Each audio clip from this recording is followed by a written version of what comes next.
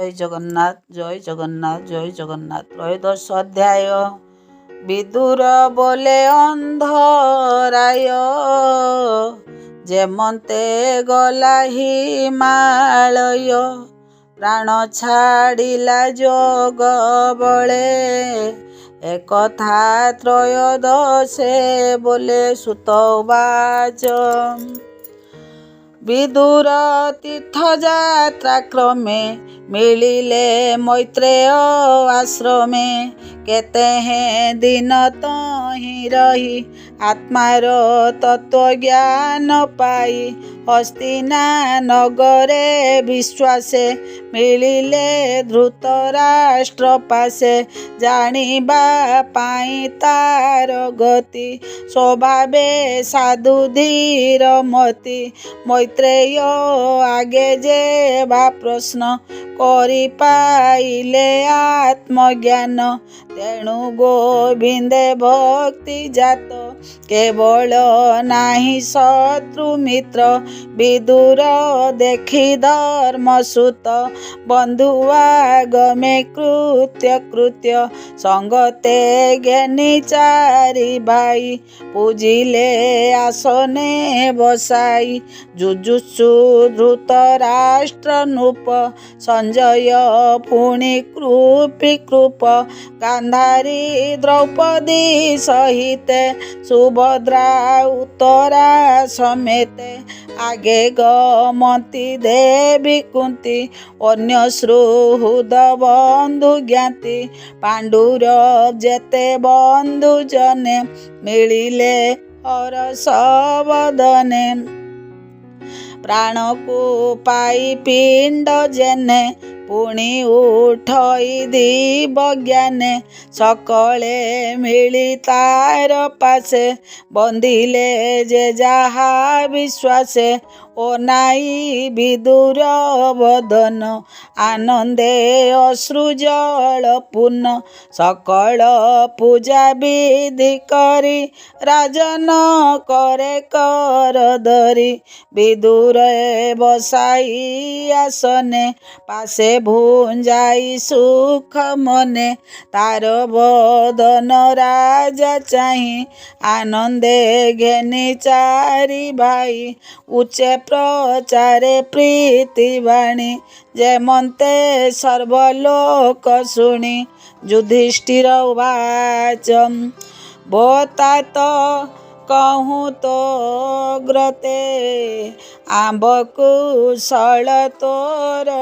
चिते, स्मरण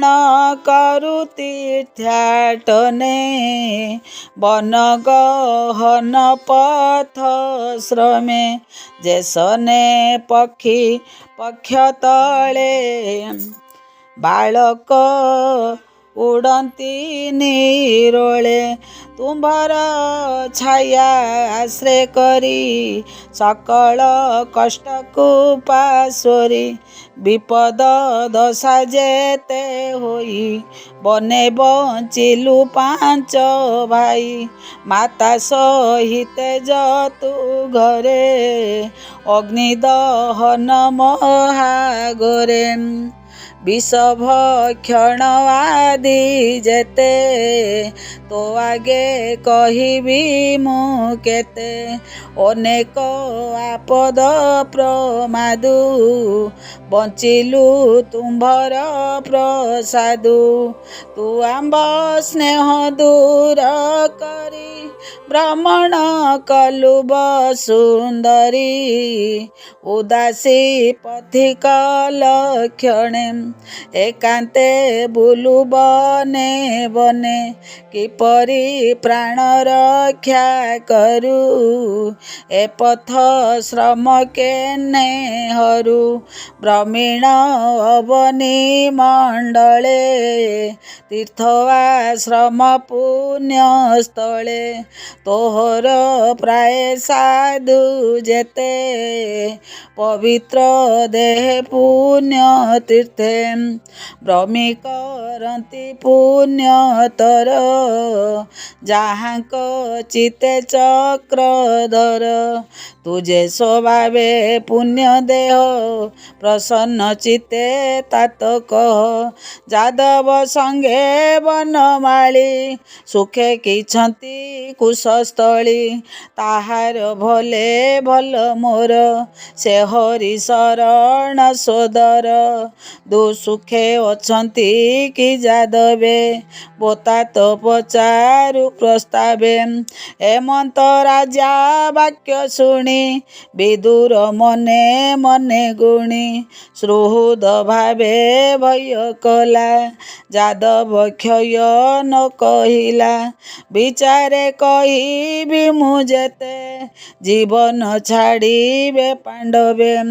କେମନ୍ତେ ଦେଖିବି ମୁଁ ଏହା ଏତେ ବିଚାରି କଲା ମାୟା ନ କହି ଯଦୁ ବଂଶନାଶ ନିର୍ଘାତେ ଛାଡ଼ିଲା ନିଶ୍ୱାସ ଊର୍ଦ୍ଧ୍ୱବଦନେ ସେ ବିଦୁର କପଟେ କହଇ ମଧୁର ସର୍ବକୁଶଳ ଯା ପ୍ରସାରେ କୃଷ୍ଣ ଅଛନ୍ତି ଅପ୍ରମାଦେ ଏମନ୍ତେ ରାଜା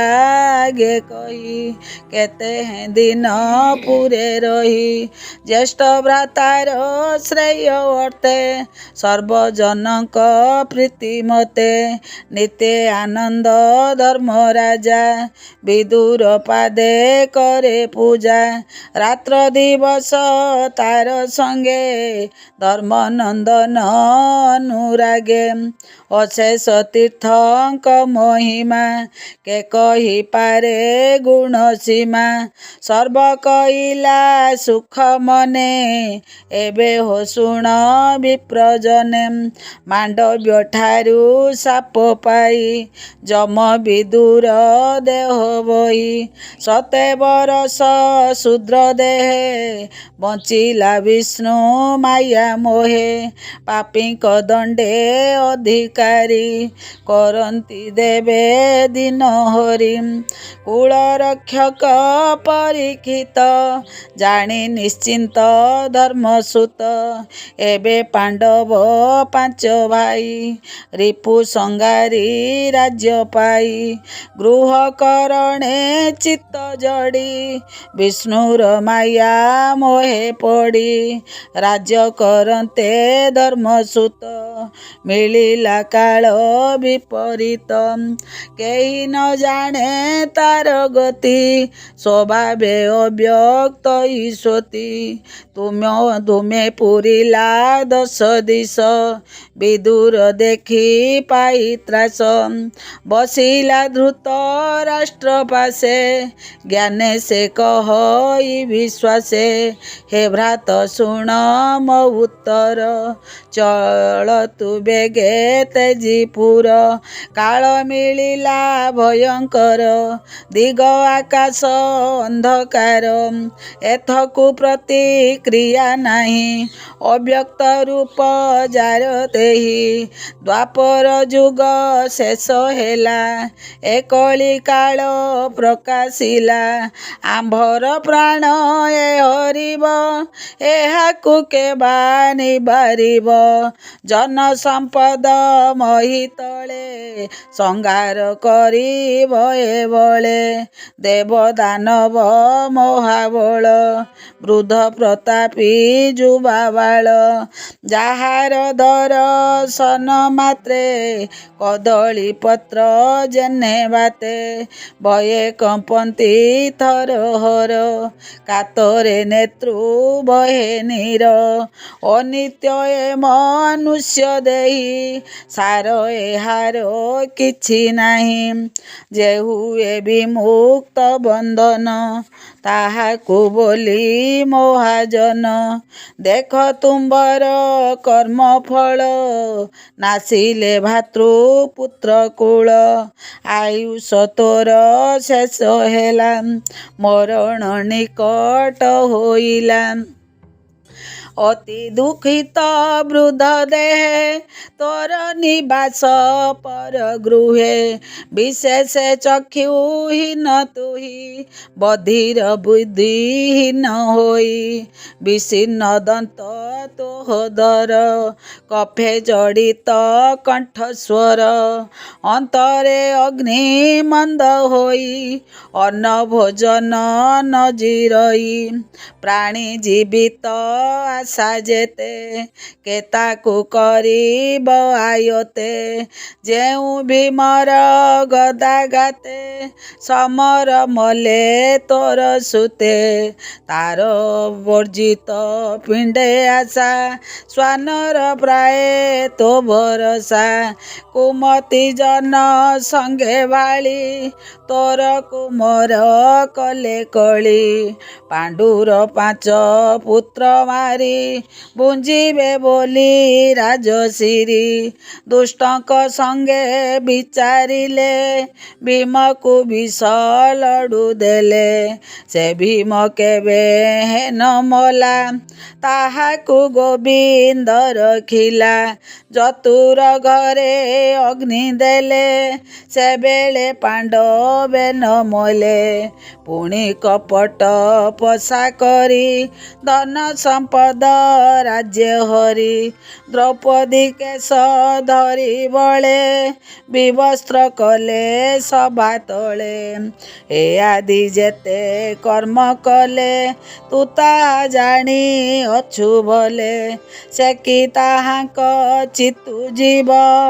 ମନୁଷ୍ୟ ଜନ୍ମର ସ୍ୱଭାବ ତାହାଙ୍କ ଦତ୍ତ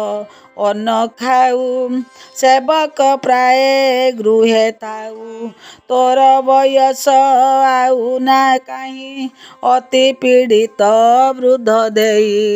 ଦିନକୁ ଦିନ ତନୁ କ୍ଷୀଣ ଯେସନେ ପୁରୁଣା ବସନ ଏ ଦେହେ ବିରକ୍ତ ଯେ ଜନ ସେ ପ୍ରାଣୀ ବିମୁକ୍ତ ବନ୍ଧନ ଅନିତ୍ୟ ନର କଳେବର ଭିତରେ କିଛି ନାହିଁ ସାର ଏହା ବିଚାରି ଯୋଗ ବଳେ ହରି ଭକତ ସଙ୍ଗ ମେଳେ ନିର୍ବେଦ ହୋଇ ଚଳେ ବନ ସେ ପ୍ରାଣୀ ପୁରୁଷ ଉତ୍ତମ ତୁ ବୁଦ୍ଧ ଜନଙ୍କ ଉତ୍ତମ ଏବେ ତୁ ଛାଡ଼ ମତି ଭ୍ରମ ଉତ୍ତର ପଥେ ଚଳ ବେଗେ ପତ୍ନୀ ସମେତେ ମୋର ସଙ୍ଗେ ମୁଇଁ ଉଦାସୀ ପଣେ ବନେ ସେବିବି ତୋତେ ଅନୁକ୍ଷଣେ ଦେଖ ଏ କାଳ ଭୟଙ୍କର ସତ୍ୱ ହରିବ ପ୍ରାଣୀଙ୍କର ଏମନ୍ତେ ବିଦୁରର ବାଣୀ ସେ ଅନ୍ଧଧୂତ ରାଷ୍ଟ୍ର ଶୁଣି ତକ୍ଷଣେ ମୋହ ଜଡ଼ ଛାଡ଼ି ବନ ଗମନେ ଚିତ୍ତ ବଢ଼ି ବିଷ୍ଣୁର ମାୟା ଦୂର କରି ନବରୁ ହୋଇଲା ବାହାରି ପତିର ବନବାସ କଥା ଶୁଣି ସାନନ୍ଦେ ପତିବ୍ରତା ବିଦୁର କନ୍ଦେ ଦେଇ କର ନଗରୁ ହୋଇଲା ବାହାର ମନ ଆନନ୍ଦେ ବେନି ଜନେ ପଶିଲେ ହିମାଳୟ ବନେ କ୍ଷତ୍ରିୟ ଜନେ ମହାଯୁଦ୍ଧେ ପଶଇ ମନର ସାନନ୍ଦେ ଏବେ ହୋ ଶୁଣ ମୁନିବରେ ଧର୍ମନନ୍ଦନ ନିଜ ଘରେ ସନ୍ଧ୍ୟାଦି ନିତ୍ୟ କର୍ମ ସାରି ଅଗ୍ନି ପୂଜନ ଦାନ କରି ଗୁରୁ ବନ୍ଦନ ପୂଜା ଅର୍ଥେ ଗୃହେ ପଶିଲେ କୃତ୍ୟେ କୃତ୍ୟେ ଗୁରୁ ଭୁବନେ ଯାଇ ମିଳି ହସ୍ତରେ ଘେନି ଅର୍ଘ୍ୟସ୍ଥଳୀ ତକ୍ଷଣେ ଦେଖି ଶୂନ୍ୟ ଘର କାତର ମନେ ନୃପବର ପୁଛିଲେ ସଞ୍ଜୟକୁ ଚାହିଁ ମୋ ଗୁରୁ ଜନେ ଗଲେ କାହିଁ କେହି ଯେ ନ ଶୁଣେ ବଚନ ବଏ ଚାହାନ୍ତି ଛନ ଛନ ପୁଣି ବୋଲନ୍ତି ଜନେ ଚାହିଁ तात ଜନନୀ ଗଲେ କାହିଁ ବିଦୁର ନାହିଁ ମୋର ପାଶେ तात ଜନନୀ ମନ ଦିଶେ ଲୋଚନେ ନଦୀ ସଇପଥ ଦଇବେ ବୟସେ ବୃଦ୍ଧତ୍ୱ ପୁତ୍ରଙ୍କ ମରଣେ ଦୁଃଖିତ କେବଳ ଦେଶେ ଉପଗତ ନପୁଣ ପୁତ୍ର ଶୋକ କାଳେ ପ୍ରାଣ ଛାଡ଼ିଲେ ଗଙ୍ଗା ଜଳେ ବନ୍ଧୁ ସୁହୃଦ ପୁତ୍ର ନାଶେ ମୋର ଜନନୀ तात ତ୍ରାସେ ଦୁଃଖ ସାଗରେ ନିମଜିଲେ ମୋର ଦୁଷ୍କୃତ କର୍ମ ଫଳେ ସୁତ ଉବାଚ ଧର୍ମନନ୍ଦନ ବାକ୍ୟ ଶୁଣି ସାରଥି ନ କହିବାଣୀ ନ ଦେଖି ଧୃତରାଷ୍ଟ୍ର ପାଶେ ଅତି ପୀଡ଼ିତ ସ୍ନେହ ବସେ ବିରହ ଦୁଃଖରେ ବିକଳ ନୟନୁ ବହେ ଅଶ୍ରୁଜଳ ପୁଣି ସେ ମନ ଧୈର୍ଯ୍ୟ ଧରି ହସ୍ତେ ପୋଛିଲା ନେତୃବାରି ଧୃତରାଷ୍ଟ୍ରର ଗୃହ ତ୍ୟାଗ କହଇ ଯୁଧିଷ୍ଠିର ଆଗ ସଞ୍ଜୟ ଉବାଚ ଶୁଣ ହୋ ନୃପ ଚୂଡ଼ାମଣି ତୋହର ପିୟର ଜନନୀ ରଜନୀ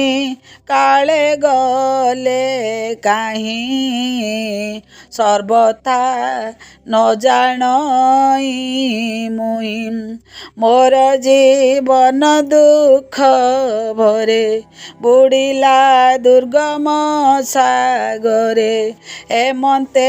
କହୁ ମନ ଖେଦ ଗଗନ ଶୁଭେ ବୀଣା ନାଦ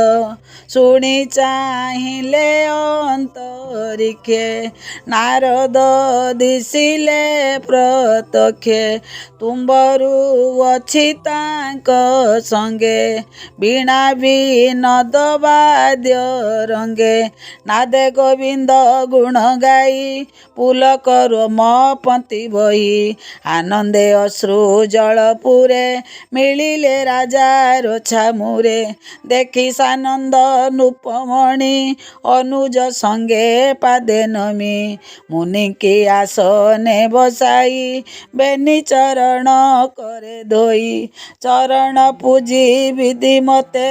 କହନ୍ତି ନାରଦ ଗ୍ରତେ ଯୁଧିଷ୍ଠିର ଉବାଚ ବ୍ରହ୍ମା ସୁତ ଶୁଣ ବଲେ ମୋ तात ମାତ କେଣେ ଗଲେ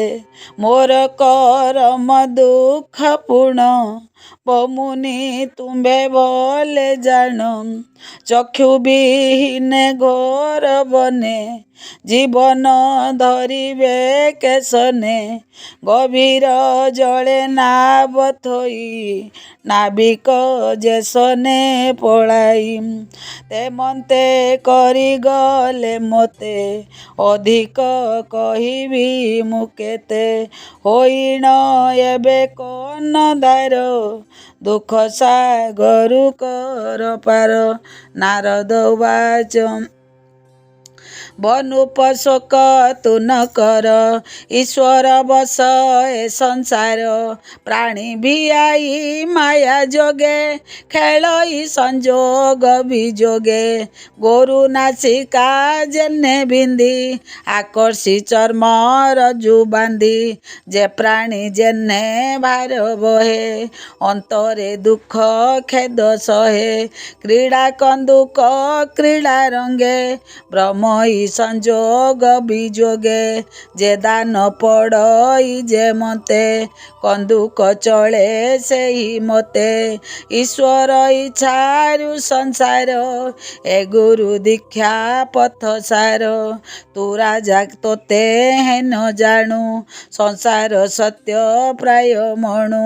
ସତ୍ୟ ବା ମିଥ୍ୟା ବେନିପତେ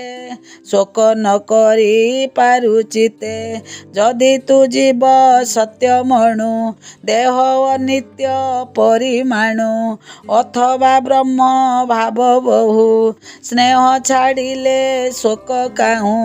ଏଣୁ ଅଜ୍ଞାନ ଜଡ଼ମତି ବ୍ୟାକୁଳ ଛାଡ଼ ହେନୁପତି ତୁଝେ ବିଚାରୁ ସ୍ନେହ ଭାବେ ମୋ ବିନେକେ ମନ୍ତେ ବଞ୍ଚିବେ ଏ ଦେହ ପଞ୍ଚଭୂତେ ଜଡ଼ି ଅବିଦ୍ୟା କାଳ କର୍ମେ ପଡ଼ି ଆପଣା ଦୁଃଖେ ନିତ୍ୟ ଦୁଃଖୀ ଏ କାହିଁ ପର ପ୍ରାଣ ରଖି ଉରଗ ଗିଳିଛି ଯାହାକୁ ସେ ଖାଇ ରଖିବ ଆନକୁ ଦେଖ ପ୍ରତ୍ୟକ୍ଷେ ନୃପବର ବିଷ୍ଣୁର ମାୟା ଖେଳ ଘର ସ୍ୱଭାବେ ନାହିଁ ଯାର ହସ୍ତ ଥିଲାର ସେ ଆୟତ ଦ୍ୱିପଦ ଚତୁଷ୍ପଦ ଯେତେ ନିପଦେ ତାହାଙ୍କ ଆୟତେ ଜଡ଼ଙ୍କ ଭକ୍ଷ ହୁଅନ୍ତି ସ୍ଥାନେ ସେ ନାଶ ଯାନ୍ତି ଅନ୍ୟ ଅନ୍ୟ ଏ ଜୀବ ଜୀବଙ୍କ ଆହାର କେବଳ ନିର୍ମଳ ବିଚାର ଏକଇ ଆତ୍ମା ନର ହରି ଭାବେ ଅଶେଷ ଦେହେ ପୁରୀ ଅନ୍ତର ବାହାରେ ପ୍ରକାଶ ସେ ବଜ୍ଞ ଭକ୍ତା ଋଷିକେଶ ଏ ମାୟା ତୁରନ୍ତ ତାହାର କେ କରି ପାରିବ ଗୋଚର ସେ ହରି ନିତ୍ୟ ବିଶ୍ୱରୂପେ ନର ଶରୀର ମୋହ କଳ୍ପେ ମାରା ନିବାରେ ତନୁ ଧରି ଦୁର୍ଜନ ସମୂହ ସଂହାରୀ ନିଜ ଜନକୁ ରକ୍ଷା କରେ ଏମନ୍ତେ ସଂସାରେ ବିହରେ ଦେବଙ୍କ ଚିତ୍ତ କରି ତୋଷ ଅଳପ ଅଛି ଅବଶେଷ ଯାବତ ଥିବ ଚକ୍ରଧର ତାବତ ତୁମ୍ଭ ଅଧିକାର ଏବେ ହୋ ଶୁଣ ମହାରଥା ତୋତା ତ ଜନନୀ ବ୍ୟବସ୍ଥା ବିଦୁର ଧୃତ ରାଷ୍ଟ୍ରବେନି ସଙ୍ଗତେ ପତିବ୍ରତା ଘେନି ସେହି ମବନ୍ତର ଦକ୍ଷିଣେ ଋଷି ଆଶ୍ରମ ଗୌରବନେ ଯେ ସପ୍ତ ସ୍ରୋତ ସୁର ନଦୀ ଭାରତ ଖଣ୍ଡେ ଯେ ପ୍ରସିଦ୍ଧି ସେ ଜଳେ ନିତ୍ୟ କରି ସ୍ନାନ ଅନେକ କରି ହୋମ ଦାନ କେବଳ ଜଳ ଗ୍ରାସ ଭକ୍ଷୀ ଶରୀରେ ଜୀବ ଆତ୍ମା ରଖି ବିଗତ ରାଗ ଇନ୍ଦ୍ରି ଗଣେ ପ୍ରଣବେ ନିଶ୍ୱାସ ଧାରଣେ ଦୃଢ଼ ଆସନେ ବସି ଧୀରେ ଇନ୍ଦ୍ରିୟରୁ ଦୀନ ଶରୀର ସର୍ବ ବିଷୟ ରସ ତେଜି ହରିଚରଣ ଭାବେ ଭଜି ମନୁ ଛଡ଼ାଇ ତିନି ଗୁଣେ ସମାଧି ଗୋବିନ୍ଦ ଚରଣେ ବିଜ୍ଞାନ ଆତ୍ମା ଜ୍ଞାନେ ଭରି ଜୀବ ପରମ ଏକ କରି ପ୍ରବେଶୀ ଅନାହତ ପୁରେ ଗୋବିନ୍ଦ ନାମ ଧରି ଧୀରେ ବିଚାର ଜେନେ ଘଟାକାଶ ମହାକାଶରେ ତା ପ୍ରବେଶ ତ୍ରିଗୁଣ ମାୟା ନାଶ କରି ବସଇ ଇନ୍ଦ୍ରିୟ ସଂଘରି ସର୍ବ ବିଷୟ ଯୋଗ ବଳେ ନିବାରି ଆସନ ନିଶ୍ଚଳେ ନିଶ୍ଚଳ ସ୍ଥାନୁ ପ୍ରାୟ ଲକ୍ଷୀ କେ ଅବାତାରେ ବିଘ୍ନ ଇଛି ଆଜ ମୁଁ ପଞ୍ଚ ଦିନ ଅନ୍ତେ ପ୍ରାଣ ଛାଡ଼ିବେ ଯୋଗ ପଥେ ରଜନୀ କାଳେ ବୃକ୍ଷ ମୂଳେ ଯୋଗାଗ୍ନି ବଳେ ପୂର୍ଣ୍ଣଶାଳେ ଦହନ ହୋଇବ ଶରୀର ତା ପତ୍ନୀ ଥିବ ଯେ ବାହାର ତକ୍ଷଣେ ସ୍ୱାମୀ ଧରି କୋଳେ ଦଗଧ ହୋଇବ ଅନଳେ ତା ଦେଖି ବିଦୁର ଶରୀର ହରସ ଶୋକରେ କାତର ହୃଦୟ ମରି ନରହରି ବେଗେ ସେ ବନୁ ଅପସରି ତୀର୍ଥ ସେ ବନେ ଆଗମନ କରିବ ଶୁଣ ହେ ରାଜନ ଏମନ୍ତେ ରାଜା ଆଗେ କହି ତୁମ୍ବରୁ ତୁଲେ ବୀଣା ବାଇ ଆକାଶ ମାର୍ଗେ ଗଲେ ମୁନି ଧର୍ମନନ୍ଦନ ତାହା ଶୁଣି ତତ୍ୱବଚନ ହୃଦେ ଧରି ସର୍ବ ସଂଶୟ ଦୂର କରି ରାଜ୍ୟପାଳନେ ଦୃଢ଼ ଚିତ କହଇ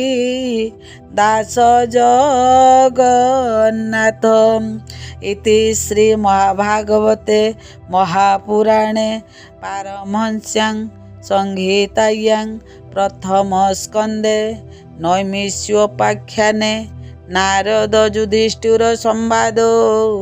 ନାମ ତ୍ରୟୋଦଶ ଅଧ୍ୟାୟ। ଆସନ୍ତାକାଲି ଚତୁର୍ଦ୍ଦଶ ଅଧ୍ୟାୟ।